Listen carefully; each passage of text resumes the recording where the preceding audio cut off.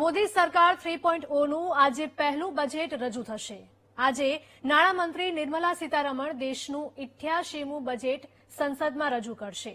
મોદી સરકારના ત્રીજા કાર્યકાળના પહેલા બજેટ પર સમગ્ર દેશની નજર છે।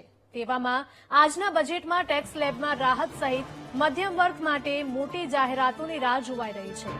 સોમવારે સંસદમાં નિર્મલા સીતારમણે આર્થિક સર્વે રજૂ કર્યો હતો, જેમાં સરકારે સેવા સેક્ટર અને ખેતીને પ્રોત્સાહન આપવાની જાહેરાત કરી હતી, જેને લઈને કૃષિ સહિત સેવા સેક્ટર માટે મોટી જાહેરાતો થવાની શક્યતા છે। દેશમાં ઘરની વધી રહેલી કિંમતો વચ્ચે હાઉસિંગ લોનમાં મોટી રાહત આપે તેવી ચર્ચા છે। ઉપરાંત બીજી બાજુ શ્રમ સુધારાના ક્ષેત્રે પણ દેશમાં નવા બદલાવો સરકાર કરી શકે।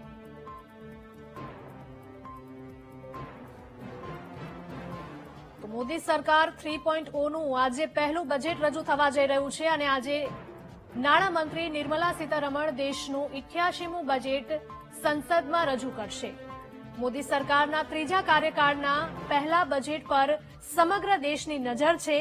તેવામાં આજના બજેટમાં ટેક્સ સ્લેબમાં રાહત સહિત મધ્યમ વર્ગ માટે મોટી જાહેરાતોની લોકો આશા રાખી રહ્યા છે, લોકો રાહ જોઈને બેઠા છે। સોમવારે સંસદમાં નિર્મલા સીતારમણે આર્થિક સર્વે રજૂ કર્યો હતો, જેમાં સરકારે સેવા સેક્ટર અને ખેતીને પ્રોત્સાહન આપવાની જાહેરાત કરી હતી, જેને લઈને કૃષિ સહિત સેવા સેક્ટર માટે મોટી જાહેરાતો થવાની શક્યતા છે। દેશમાં ઘરની વધી રહેલી કિંમતો વચ્ચે હાઉસિંગ લોનમાં મોટી રાહત આપે તેવી ચર્ચા છે। આ ઉપરાંત બીજી તરફ શ્રમ સુધારાના ક્ષેત્રે પણ દેશમાં નવા બદલાવો સરકાર કરી શકે છે। બજેટ રજૂ થશે ત્યારબાદ જ ખબર પડશે કે કયા સેક્ટરમાં બદલાવ લાવવામાં આવ્યા છે, ટેક્સ સ્લેબમાં શું ફાયદો થશે કે નુકસાન થશે। સાથે જ મોદી સરકાર 3.0 નું આજે પહેલું બજેટ રજૂ થવા જઈ રહ્યું છે। સામાન્ય લોકોને, મધ્યમ વર્ગના લોકોને ઘણી આશા અપેક્ષાઓ છે। તો આજે નાણામંત્રી નિર્મલા સીતારમણ દેશનું 88મું બજેટ સંસદમાં રજૂ કરવા જઈ રહ્યા છે। મોદી સરકારના ત્રીજા કાર્યકાળના પહેલા બજેટ પર સમગ્ર દેશની નજર રહેલી છે। તો આપણી સાથે ચંદ્રકાંત ઠક્કર છે કે જેઓ સીએ છે અને હિરેન બેન્કર છે, તેઓ કોંગ્રેસમાંથી જોડાઈ ગયા છે। આપ બંનેનું ખૂબ ખૂબ સ્વાગત છે વીટીવી ન્યૂઝમાં। સૌથી પહેલા ચંદ્રકાંતજી, આપની પાસે આ માંગીશ કે આ જે બજેટ છે 3.0, મોદી સરકાર 3.0 નું પહેલું બજેટ આવી રહ્યું છે, કેટલી આશા અપેક્ષાઓ છે? દરેક બજેટ લોકોને અપેક્ષાઓ માટે પ્રેરે છે અને લોકો વિચારે છે કે અમને કંઈક લાભ મળશે, અમને કંઈક લાભ મળશે। આ વખતે પણ એવી જ આશાઓ સેવાઈ રહી છે અને આ એવો એક સમય છે કે જ્યારે ભાજપ સંપૂર્ણ બહુમતી ન હોવા પછીનું બજેટ પેશ કરી રહ્યા છે। તેથી લોકોને અપેક્ષાઓ છે કે જે પોતાની ધારેલું બધી જ વસ્તુ ન કરી શકે તો જે સાથી પક્ષો છે એ પણ એમની ડિમાન્ડ વધારવાના, વિરોધ પક્ષ લોકો પણ એમની ડિમાન્ડ વધારવાના અને જે એમણે જે સીટો ઓછી થઈ છે એના માટે જે સર્વે કર્યા હશે અથવા એના કારણો શોધ્યા હશે એમાંથી પણ જે પગલાં લેવા પડે એ પગલાં લેવા માટે આ બજેટમાં પ્રાવધાન કરવામાં આવશે। તો સંઘ દ્વારા પણ એવા 14 સુધારાઓ એમને સૂચવ્યા છે કે જે બજેટમાં જેની નોંધ લેવામાં આવશે। એમાંનો એક સુધારો હશે મધ્યમ વર્ગ પરનું કેન્દ્રીકરણ। મધ્યમ વર્ગને અત્યાર સુધી ઘણો જ દુર્લક્ષ સેવામાં આવ્યું છે તેમના માટે અને મધ્યમ વર્ગ જ ભાજપનો બેઝ ગણાય છે, ત્યારે તેમને જે એ લોકોએ ધ્યાન નથી આપ્યું તેમના તરફ, એ આ વખતે આપે તો બજેટમાં કરવેરાની જે મર્યાદાઓ છે, જે લિમિટ છે એ લિમિટ વધારવામાં આવે, ચેપ્ટર 6 એના ડિડક્શનમાં પણ ફેરફાર આવે, હાઉસિંગ લોનના ડિડક્શનમાં અને હાઉસિંગ લોનની મર્યાદામાં પણ ફેરફાર કરવામાં આવે એવી અપેક્ષાઓ અત્યારે સેવવામાં આવી રહી છે। બિલકુલ હિરેનભાઈ, આપની પાસે આ માંગીશ, ખૂબ મહત્વની વાત કરી ચંદ્રકાંતજીએ કે લોકસભામાં પરિણામ નબળું આવ્યું અને એના પછીનું આ બજેટ છે એટલે ખૂબ જ મહત્વનું રહેશે। શું કહેવું છે આપનું?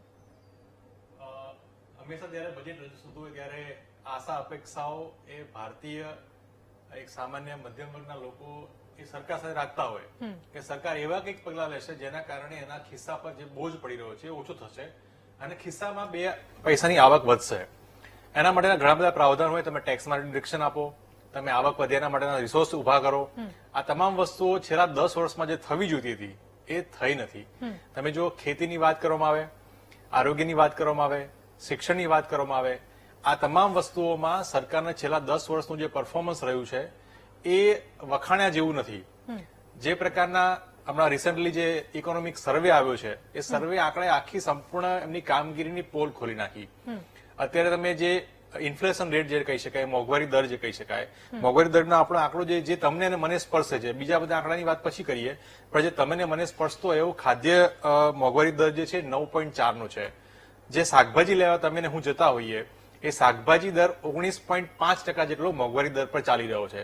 એટલે આપણને ખબર પડે કે જે આવક વધવી જોઈએ 29% જેટલી આવક આપણી વધતી નથી, પણ જે મોંઘવારી જે છે, જે આપણે શાકભાજી લેતા હોઈએ, દૂધ લેતા હોઈએ, આ તમામ જે જીવન જરૂરિયાત વસ્તુઓ જે આપણે રોજિંદા જીવનમાં વાપરતા હોઈએ, આ તમામ વસ્તુઓમાં મોંઘવારી વધી છે. સામે આવક જે આ થવી જોઈએ, આવકનો દર, અને સામે રોજગારી આજે 9.2% જેટલી નો બેરોજગારી દર વધ્યો છે. એટલે મોટું ચિત્ર જયારે જોઈએ ત્યારે ખબર પડે કે સરકાર દર વખતે ફૂલ ગુલાબી ચિત્ર પ્રસ્તુત કરવાની વાત કરતી હોય, પણ ધરાતલ પર આવતા આ આખી સંપૂર્ણ વાત એ ખોખલી સાબિત થાય છે. ભારતના ઇતિહાસમાં 100 વર્ષના ઇતિહાસમાં ગરીબ અમીર વચ્ચેનું જે આર્થિક જે અંતર છે એ એટલું બધું વધ્યું છે કે જે 100 વર્ષના ઇતિહાસમાં આ વખતે એ સૌથી વધારે છે. એટલે કે અમીર સૌથી વધારે અમીર બન્યો છે. એક બાજુ 1000 કરોડની લગ્ન થતા હોય અને એક બાજુ એવું ઘર હોય કે જ્યાં 1000 રૂપિયા પણ દિવસની આવક ન થતી હોય કે મહિનાની આવક થતી ન હોય.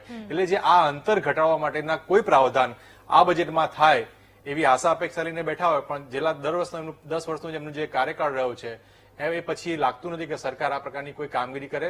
ઇન્કમ ટેક્સમાં બાદની વાત ભૂતકાળમાં કરવામાં આવી હતી, પણ આજ દિન સુધી આપણે ખબર છે એને ખાલી તોરી મોડી પ્રસ્તુત કરવામાં આવ્યું, પણ એમાં આજ દિન સુધી જે 2.5 લાખની કેપ વધારીને આગળ કરવાની વાત કરી હતી હજુ સુધી થઈ નથી. એટલે આ બધી વાતો એ છેલ્લે બોજ જે આવે છે સામાન્ય મધ્યમ વર્ગના લોકો પર આવતો હોય છે. એમના જીવન જરૂરિયાત વસ્તુ મોંઘી થતી હોય છે અને આવક જે છે એ ધીરે ધીરે ઘટતી જઈ રહી છે.